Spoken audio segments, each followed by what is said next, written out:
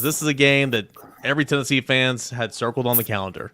It's a game that knocked Tennessee out of the playoffs last year. It was humiliating fashion, etc.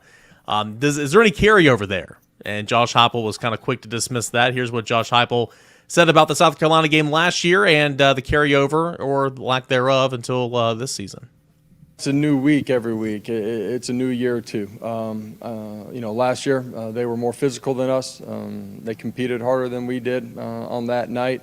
We didn't handle the environment the right way. Those were lessons that had to continue to move forward with us as a program. But last year has nothing to do with this week. Last week has nothing to do with this week. The previous play has nothing to do with the next one, man. We got to focus on our preparation and be ready to have a great competitive spirit for 4 quarters.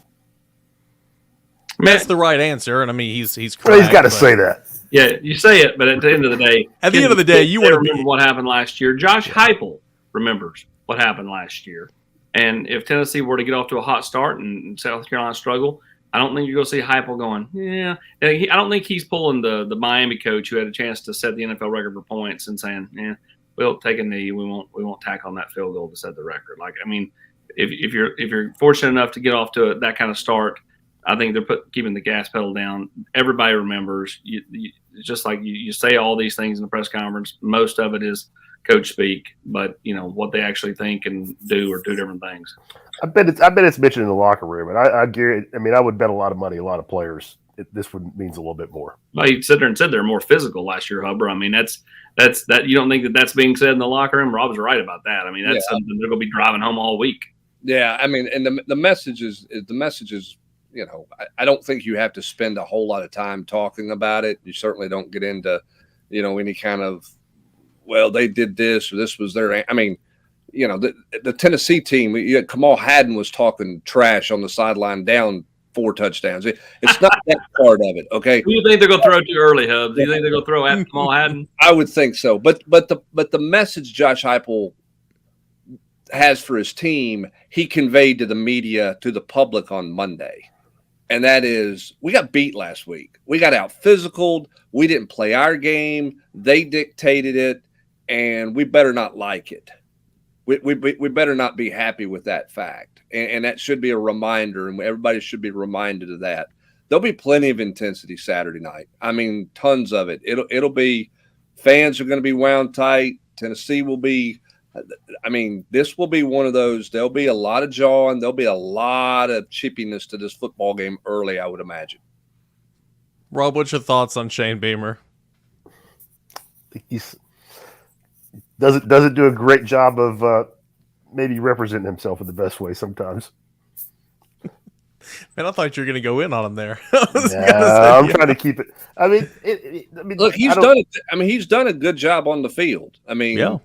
He's had some cringeworthy press conferences and some things like that. But I mean,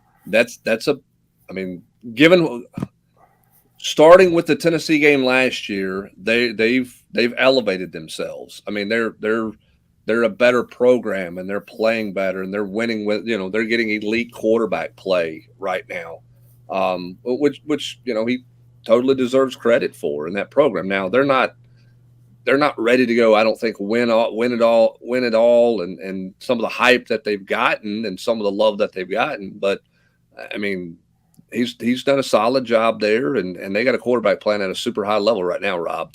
Yeah, he really is. And last year he was all over the board. And for people, I'll just say, I mean, I know I take some shots at him on Twitter. For a guy in his position running a program like that, making millions, he seems to have incredibly thin skin and a lack of self-awareness is what I would say about him.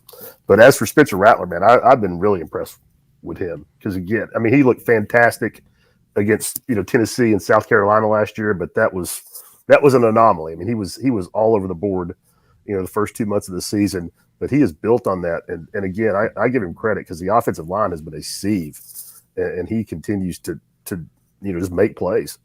Best quarterback in the league? Yes, I think so. Right now, I mean. Who's it? Is it Jaden Daniels? I'm taking him over Jaden Daniels. I am too. I think Jaden Daniels has more help around him that puts him in a position to be successful. Some of those receivers they've got, he's got those 2 big tackles. That offensive line is better. I think Spencer Rattler is playing the best level of football at the quarterback position in the SEC right now. Like, he hadn't had a couple of his weapons. They got a young offensive line. Now they got a couple of guys. The Leggett kid can go. They've got some guys who can cause you problems, but he's not Bryce Young. I'm not saying win the Heisman Trophy, but AP, we talked about it last year. If you were taking Bryce Young out of that Alabama lineup, what would their record be? What would it have been, right? They'd have probably lost, 4 or 5 football games? Yeah, I would say there are 2 more losses. They're probably 8-4. Where is South Carolina if Spencer Rattler is not on the field right now? 4-8. 1-3. They're one, yeah. This year they're 1-3. They would have beaten Furman with another quarterback, but that's it. He's playing really, really well right now. Tennessee's got their hands full with the way this guy is playing, and for Tennessee, it's the first quarterback that they played that's got some real wheels. Yeah, I will say this: they're winless away from Williams-Brice this year.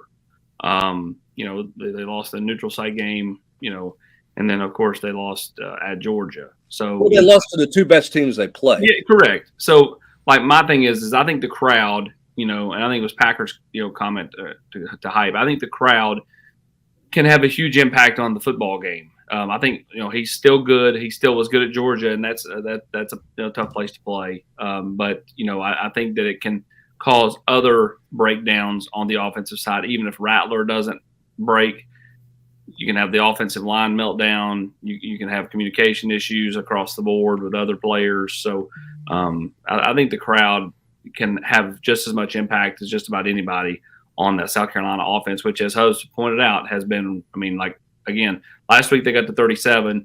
They've struggled to get touchdowns, but, man, they've thrown it all over everybody, and he has been looking like $1 million doing it. Well, that's something Colin Taylor told us from Gamecock Central on the Rocky Top Rewind. I asked him how they dealt with the environment of being on the road at Georgia earlier this year and the offensive line. He said there was a lot of penalties. So there was some pre-snap penalties, young offensive linemen, and so you got to wonder if that can carry over with what's going to happen at Neyland Stadium on Saturday night. So we'll see. South Carolina at Georgia had 7 offensive penalties in that game.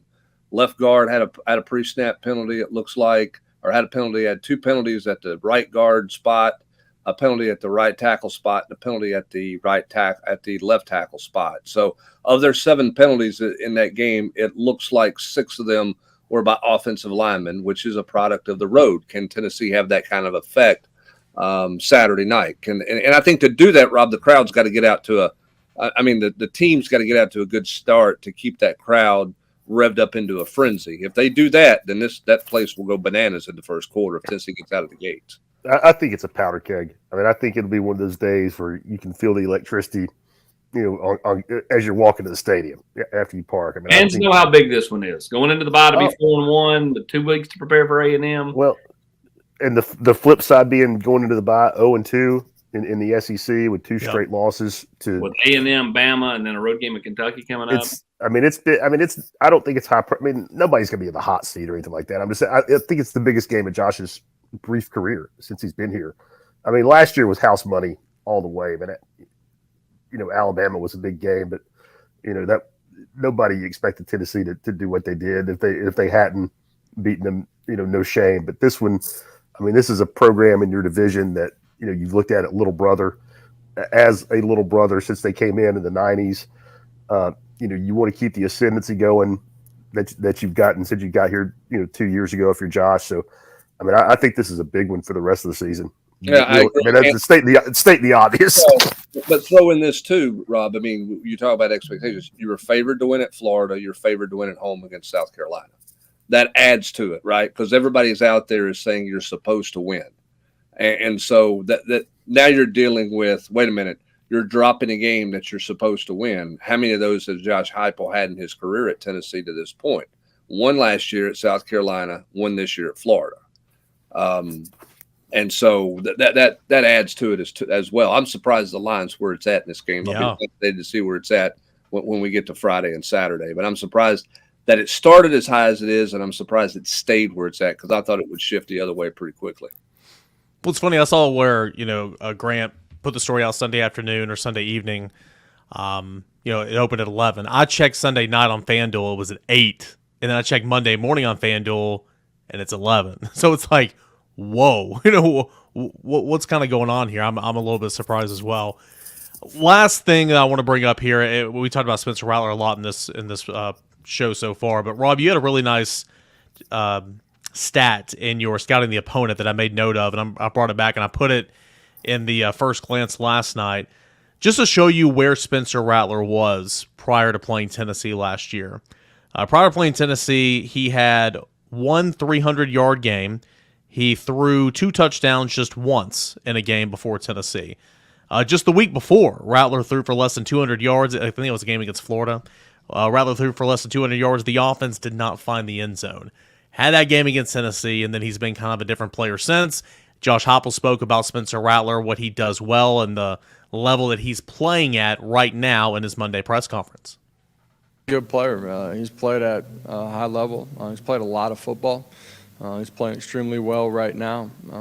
He was dynamic in that football game, but he has that in his arsenal. And, for us, the line of scrimmage is important, and we got to do a really good job. We got to get him in 3rd and longs. Last year, we didn't get off the field in 3rd and longs, and that some of that was coverage, some of that was him extending and making some really special plays. We got to do a great job of bottling him up and applying pressure at the same time. He's played a bunch of football. He understands coverages, sees rotations. He takes himself to the right spot based on the coverage and the beaters that they have up on their schemes. He's got the ability to extend and make plays with his feet. He's accurate with the football. You got to do a great job. You got to control the line of scrimmage. You got to apply pressure to him. You can't let him out of the pocket at the same time. When he does scramble, you got to match the personnel out in space. He created a bunch of big plays against us last year outside of the pocket.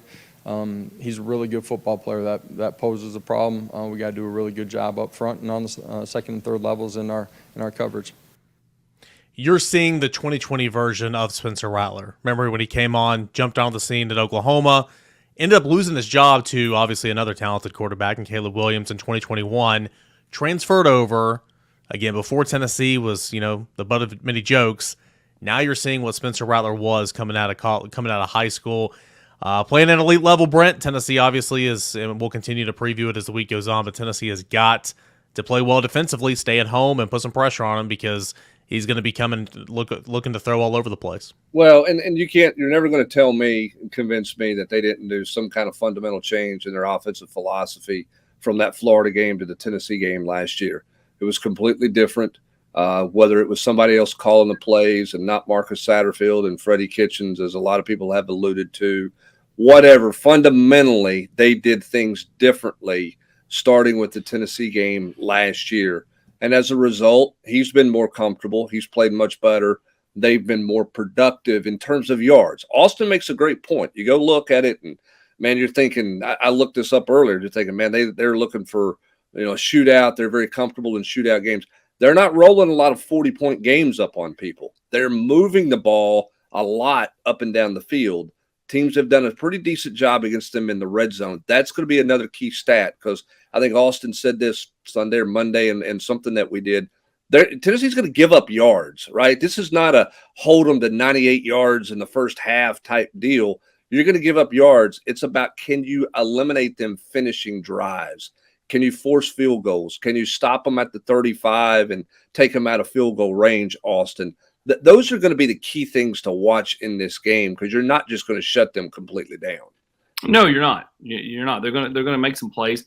Leggett's going to make some plays. It's, do you allow only a 40-yard, post that, when you tackle the kid when he makes the catch, or do you allow a 70-yard bomb for a touchdown? Because the 40-yard catch, that's a blow, but it's not points. And so you still have a chance to get off the field after that. So I think you got to eliminate the big plays that result in touchdowns and understand that they're going to get yards. People that go into this game expecting Tennessee's defense to not give up yards would be, silly. They're going to give up yards. It's the points. And I go back to the defensive line. I think that's the whole deal. If they can get pressure on him, they'll get the crowd into it. It gets the offensive line jittery. This is a James Pierce type game to me. I think that he needs to have a big one. And then Tyler Barron has to continue to play the way he's played, and so is Bryson Eason. And then the return of Omar Norman Lott. Hey, Peter, your point about tackling and, keeping a 40-yard play from being a 70-yard play. Hubbard, you probably know this, but this is off the top of my head. I think the three biggest plays Tennessee's given up, the EDN run at Florida, the Tyke Kellogg touchdown this weekend where Turnage missed, and the bomb against Austin P where Slaughter fell down. I mean, you got two missed tackles and a corner falling down. Are those the three biggest plays? That was a 45-yarder. I would throw in a missed tackle on 4th and 2 that allowed the Austin P quarterback to go for 42 yards. Yes, possession. So I think those are probably the four biggest plays from scrimmage, and they've all been this fundamental bust. I mean, Slaughter is a little different. He got tripped up. That'll happen. But the other three we're talking about were just whiffs and multiple whiffs on ADN at Florida. Yeah, you just can't have that. You got to. I mean, if you may get gashed, your gash has got to be not for points. You can't allow a 20-yard game to become a 70-yard game. The Kellogg play should have been a 15-yard completion that turned into a 45-yard, 43-yard touchdown because you completely missed a tackle. Those are the little things that are different, and Tennessee's got to be much better fundamentally with those things defensively for 4 quarters.